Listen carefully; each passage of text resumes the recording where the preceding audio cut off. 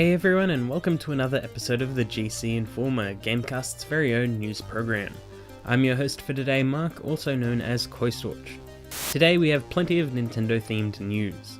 During Gamescom last week, Nintendo showcased a vast selection of its Nindies titles, which are mostly just regular indie ports to the Nintendo Switch. A few of these have new content or DLC already included with them. I'll leave a link in the description or a card in the video for you to follow for that. Earlier this week, Nintendo showed even more Nindies in a smaller showcase, but still a fairly surprising display. For starters, Bastion and Transistor are both heading to Switch, which is awesome as I loved both those titles. We'll also be getting games like Hyper Light Drifter, Towerfall, Untitled Goose Game, and Super Brothers Sword and Sorcery EP.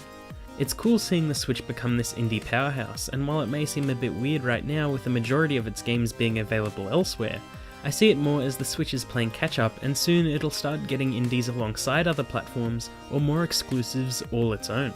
Lastly, Nintendo released a short direct focusing on its new IP and mobile game Dragalia Lost, co-developed by Cygames, the group responsible for Grand Blue Fantasy and Rage of Bahamut among many others.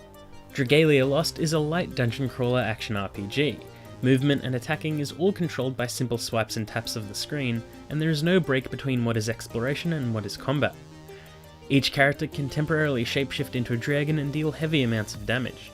It looked like each dragon would be tied to a specific element, so I'm sure there is a rock paper scissors weakness system like most other mobile RPGs.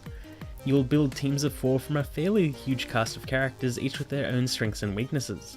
It seems to be fairly standard JRPG and mobile game fare, nothing too outrageous or particularly risky. The art looks good and the combat seems fairly solid. The game can be played together with up to 4 players, and the direct hinted at massive raid bosses where everyone battles in real time, which may be just the hook the game needs. I thought it looked good enough to at least try, but I'm hoping Cygames and Nintendo intend to cross over with other franchises like Grand Blue Fantasy, Shadowverse, or actual Nintendo properties. Link would be a perfect fit as a playable character, and Ridley as a dragon. I don't want Nintendo to just throw their name onto the game for no reason whatsoever. Only time will tell, and it actually won't be too long of a wait, as Dragalia Lost will launch in most regions at the end of next month for iOS and Android devices. And that's all the time we have for today. I hope you enjoyed that video. Please don't forget to like and subscribe, and please let us know what you thought of Nintendo's recent stint of indies and mobile games in the comments below. Until next time, bye!